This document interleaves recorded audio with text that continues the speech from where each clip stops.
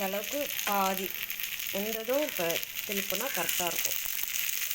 அப்போ வந்து 2 பக்கமும் சமமாக வேகிறதுக்கு சரியாக இருக்கும்.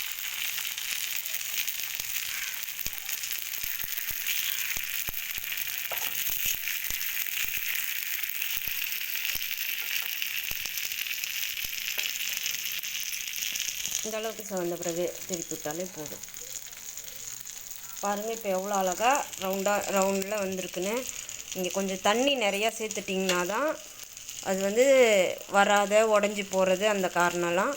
இந்த மாதிரி இந்த அளவுக்கு மாவு தாளித்து கொட்டி நல்லா கெட்டி பதமாக நல்லா இருந்துச்சுன்னா பணியாரம் நல்லா வரும்.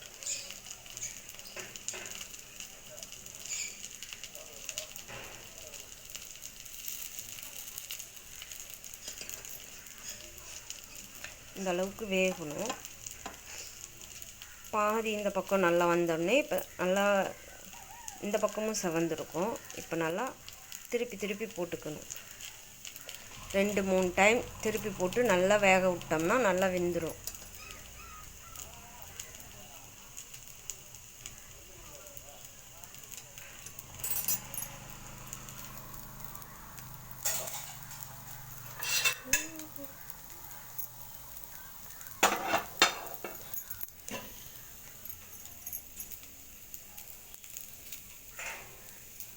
இப்போ பாருங்கள் 2 பக்கமுமே ரவுண்ட் ஷேப்பில் கிடைக்கும்.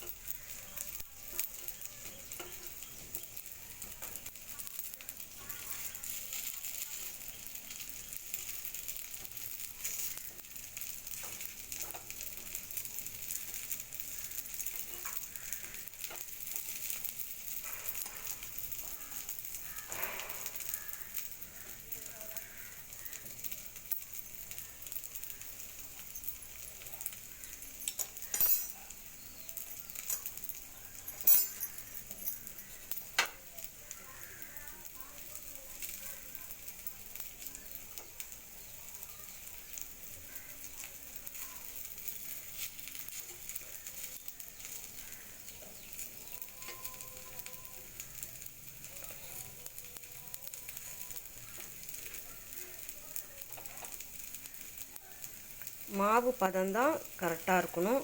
அதேமாரி தாளித்து கொட்டுறது நல்லா கொஞ்சம் நிறைய வெங்காயம், பச்சை மிளகா, கடுகு, கடலப்பருப்பு, கருவேப்பிலை, கொத்தமல்லி எல்லாத்தையுமே நல்லா போட்டு வதக்கி கொட்டி கிண்டிவிட்டு போட்டாக்க சட்னி எதுவுமே தேவையில்லை. ஸ்நாக்ஸாக்க நல்லா சாப்பிட்லாம். பசங்களுக்கு கொடுத்தாலும் ஒன்று ஒன்றா காலி பண்ணிவிடுவானுங்க. விளையாண்டுட்டு வந்து எடுத்துகிட்டு போய் சாப்பிட்டு காலி பண்ணிவிடுவானுங்க. நல்லா சாப்பிடுவானுங்க பசங்களும். அதனால் இந்த மாதிரி தாளித்து கொட்டி நல்லா அழகாக செஞ்சு கொடுங்க. செய்யலாம். நல்லா சேர்க்க வைக்கணும்.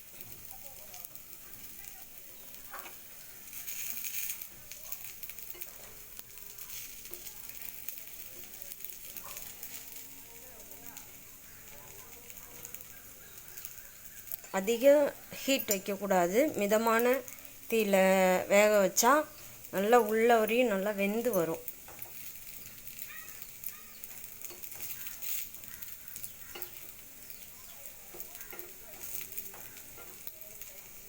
இப்போ பாருங்கள்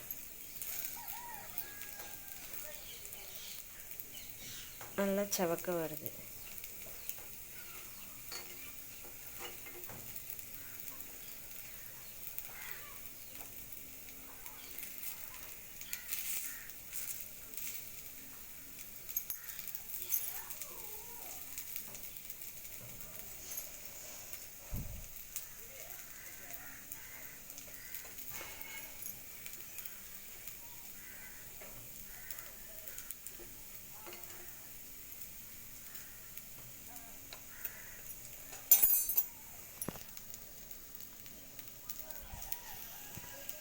இப்போ குழி பணியாரம் ரெடி. இப்போ பிளேட்டுக்கு மாற்றிடலாம்.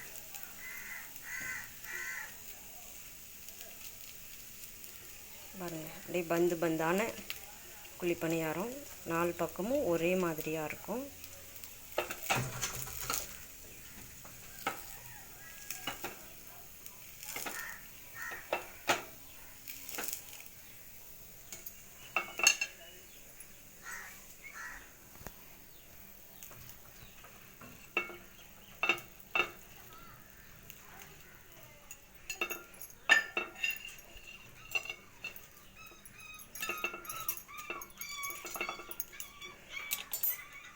பார்த்திங்களா, எல்லாமே சூப்பரான பணியாரமாக வந்திருக்கும்.